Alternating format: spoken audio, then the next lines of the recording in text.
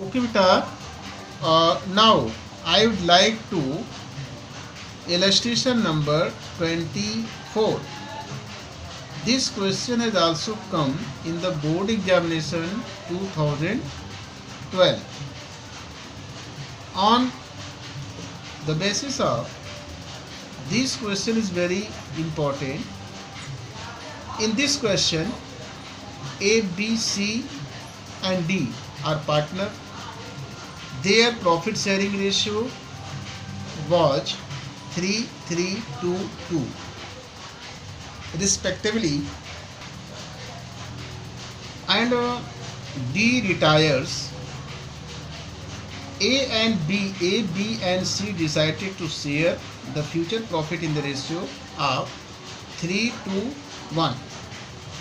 Goodwill of the firm is valued at 6 lakh. Goodwill already appear in the book at rupees 4,50,000. The profit for the first year after D's retirement amount to rupees 12 lakh. What we have to do on the basis of this question? Give the necessary journal entries to record goodwill and to distribute the profit. Show your calculation clearly. बेटा देखो, सबसे पहला काम करते हैं. If the old amount of goodwill is given in the book of the firm, so that amount will be written off between all partners according to their old sharing ratio. So what is the amount is given already appear in the book. तो यहाँ पर हम देख रहे हैं कि यहाँ पर 4,50,000 है. इस 4,50,000 को हम लोग क्या करेंगे, सभी पार्टनर्स के ओल्ड शेयरिंग रेशियो में डिस्ट्रीब्यूट कर देंगे, जिसके लिए हमें एंट्री क्या पास करनी होगी, एस कैपिटल यानी all partners capital account debit to goodwill account. तो यहाँ पर देखते बेटा कि A's capital account debit, B's capital account debit, C's capital account debit, D's capital account debit to goodwill account. कितना है, 4,50,000. अब बेटा इसमें हम देखते हैं कि ये जो वैल्यूज़ होगी, इसका जो कैलकुलेशन होगा वो हम किस तरीके से करते हैं. तो 4,50,000 इंटू ए का शेयर कितना है, 3 + 3 + 2 + 2 यानी 3/10. तो यहाँ पर हम वैल्यूज़ 3/10 काउंट करेंगे, कट हो जाएगा. अब यहाँ पर 45,000 को 3 से मल्टीप्लाई करोगे तो 1,35,000 आएगा. सेम रूल हम यहाँ पर भी करते हैं, 4,50,000 इंटू 3/10. तो यहाँ भी वही वैल्यू आएगा. इसके लिए आप क्या करते हो, 4/50,000 into 2/10 is equal to this value, and 4/50,000 into 2/10. तो ये वैल्यू आपकी आ जाएगी.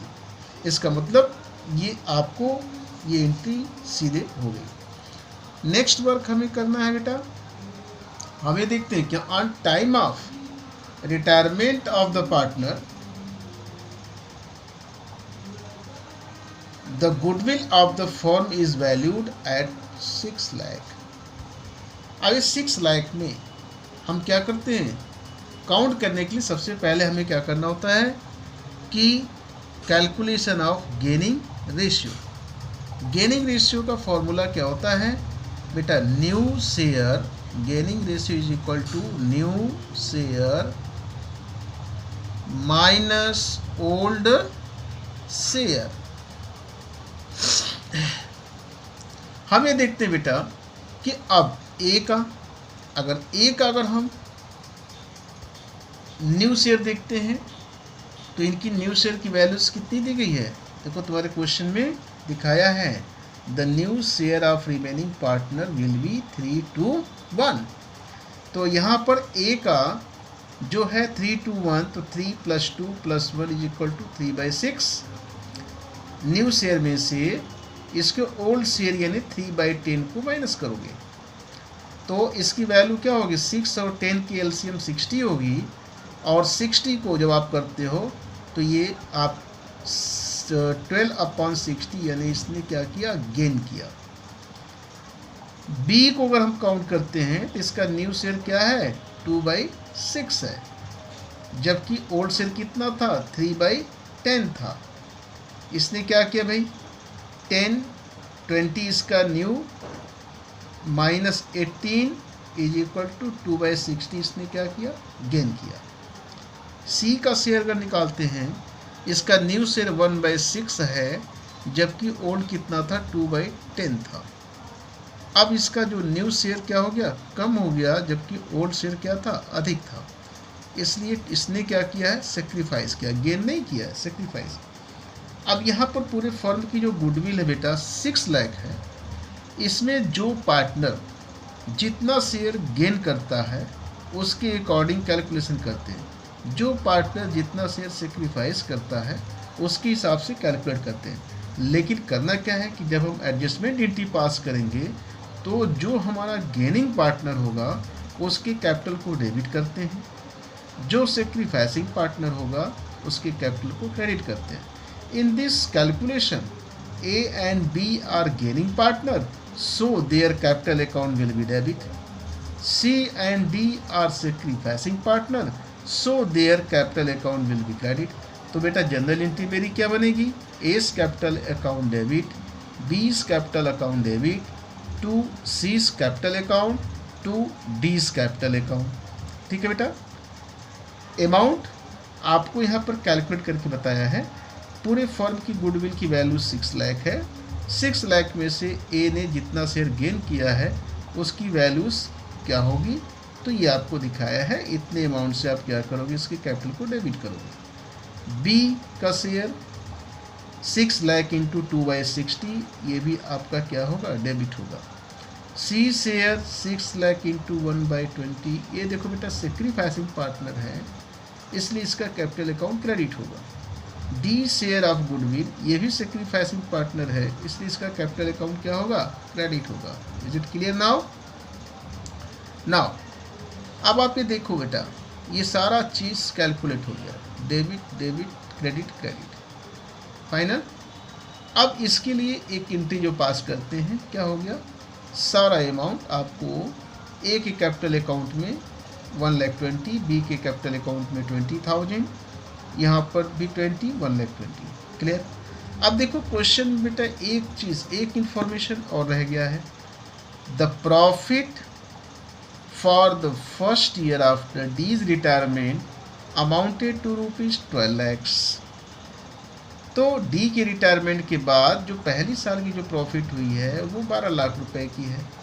तो this profit will be distributed by A, B and C in which ratio? तो according to this ratio, because this is the new ratio, new profit sharing ratio।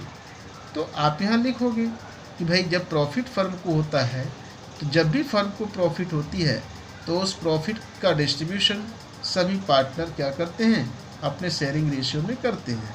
तो यहाँ पर क्या होगा, profit and loss appropriation account debit to A's capital account, to B's capital account, to C's capital account. इसकी जो values है आप इस तरीके से कैलकुलेट कर सकते हो।